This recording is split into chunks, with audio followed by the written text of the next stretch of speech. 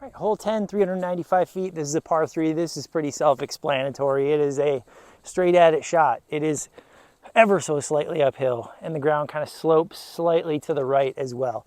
But basically, you're out in the field, there's going to be wind, so mash something and get there. Okay, kind of feels like the wind flipped to a tail inside here, so I've got like a lightweight Proton Octane.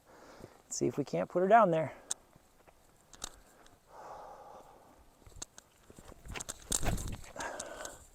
Well, she flipped out there.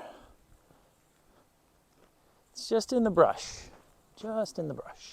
All right, as I walked out here, you can kind of look back at the pad now and see that it was much more uphill than I thought, which really makes sense because the shot kind of was low to the ground the entire time. I didn't throw up, so I got a jump putt.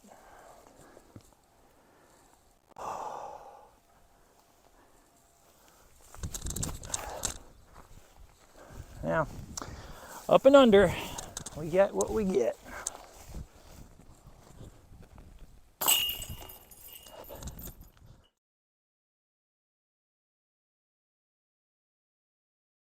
Okay, hole 11, 398 feet, par 3. You can see the basket is straight away. There's a little bit of a, I guess we start up here on like a raised area, goes down, and then it kind of slopes back up. So really the pin is maybe even higher than we are right now elevation-wise, but it really looks kind of almost flat.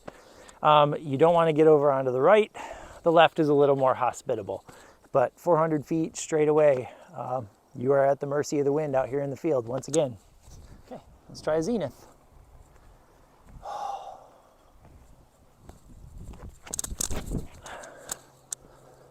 All right, little flex out of it. And a finish. All right, let's see what we got. All right, so I don't know, probably about 60 plus out, but regardless, decent enough drive, so a little bit of a stepper.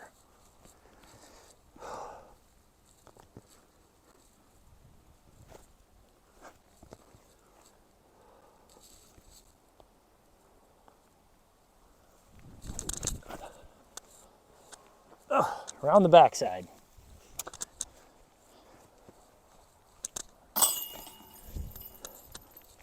There we go.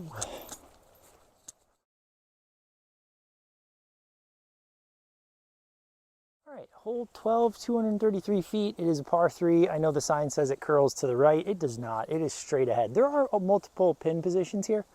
I'm not sure how often they move them, but the basket is straight ahead down this tunnel. You can see it is just straight down this path and barely to the left. So something super straight, finishing out about that much, but you're in a grove of trees, so if you go too far, you're gonna have to deal with stuff to get around.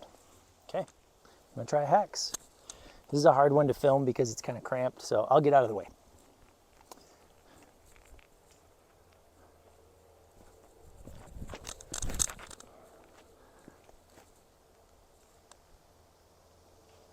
Well, I heard branches, so I guess we'll see. Okay, so I hit something with the hex, which was this great big tree that saved me. So this isn't so bad. A little straddle putt to finish out. There we go.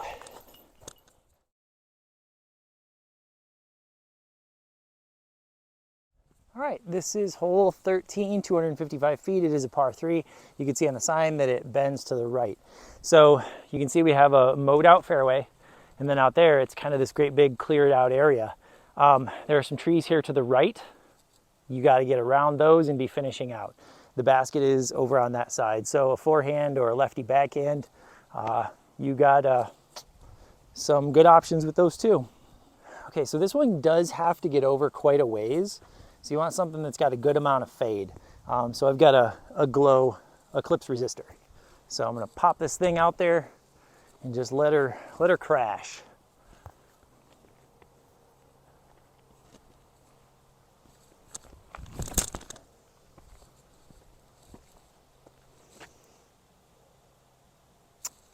Is it close enough? We'll see.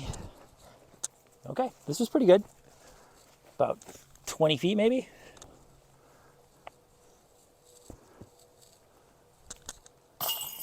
Ooh, stay in there.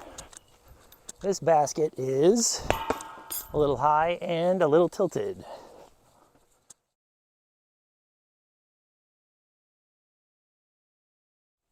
Hole 14, 266 feet. This is straight ahead, par 3.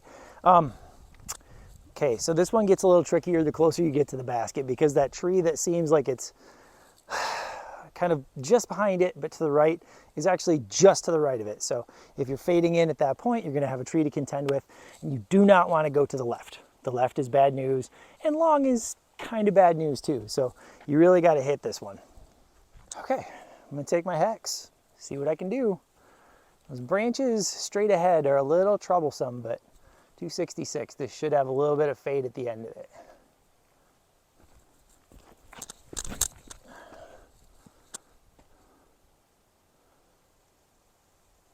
Okay, that looked pretty good.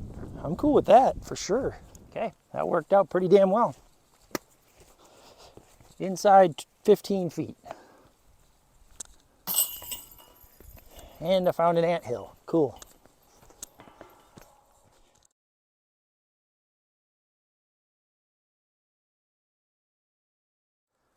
Okay, this is hole 15. It says 382 feet on U-disc. The sign is missing, so we're just kind of going from what U-disc says. So as you can see here, we've got the pad, we've got a mowed out fairway that kind of opens up a little bit up there, a wall of brush. This is kind of weird in sections. This area used to be something, I don't know what. But you go out there and you might be able to see some kind of scrub brush right over the hill. It's on the other side of that. So you want to just pound something out there and let it fade towards the basket. Okay, I've got a fission octane. Let's see what we can do here. The wind seems to have cooled off just a little bit, or chilled out just a little bit.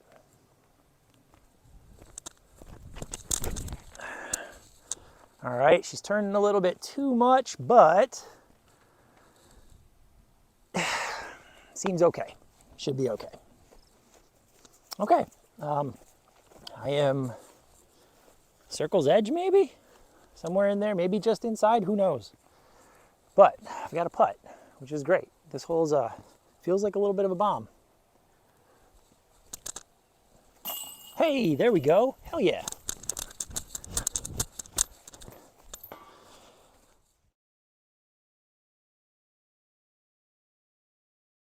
Hole 16, 327 feet, par 3. You can see the basket is way out there.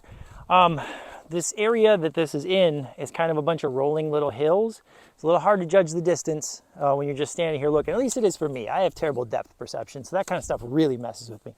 However, if you look down there to the right side of the end of the fairway, there is a little bump out where the fairway goes. It starts here narrow, wide, and then it starts to narrow again.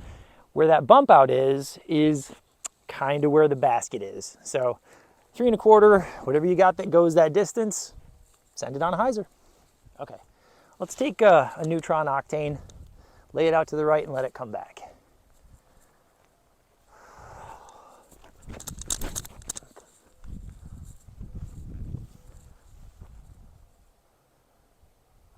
I mean, that should be okay.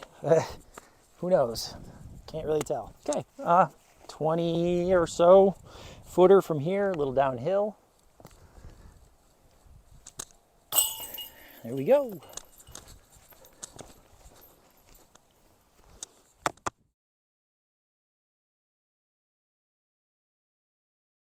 Okay, hole 17, 330 feet, par 3. So it's kind of hard to explain and point this one out, but you can see this kind of line of trees. The basket, you need to get over on the other side of that line of trees. So you see this kind of dugout area here. The tallest tree in the horizon is right in the center of it.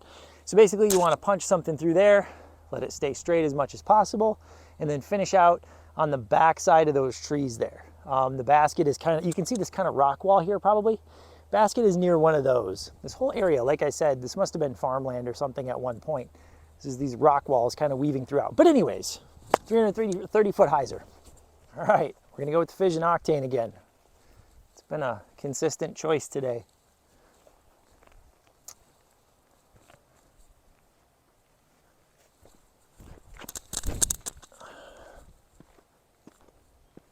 That should be okay. It's by that tree. Yeah, that might even be parked. It's been a while since I've been here, but that could be parked. All right, so I overshot a little bit. I I'm underestimated the distance, or overestimated.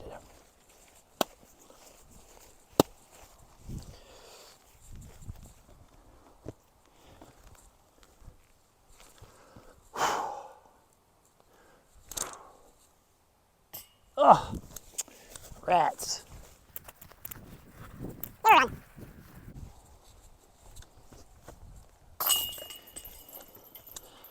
Dang.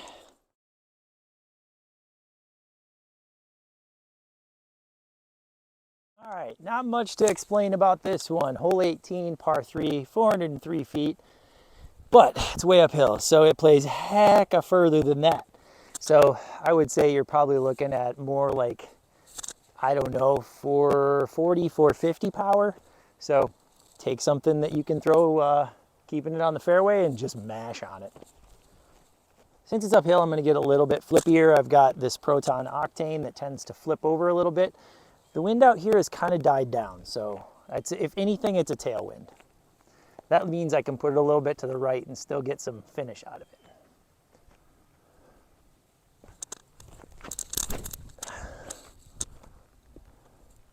And I did.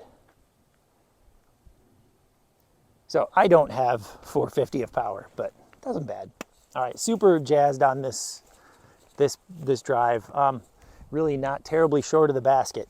So outside the circle putt to finish. Let's see if we can't get one. Come on. Oh, damn it. Close. Let's wrap her up.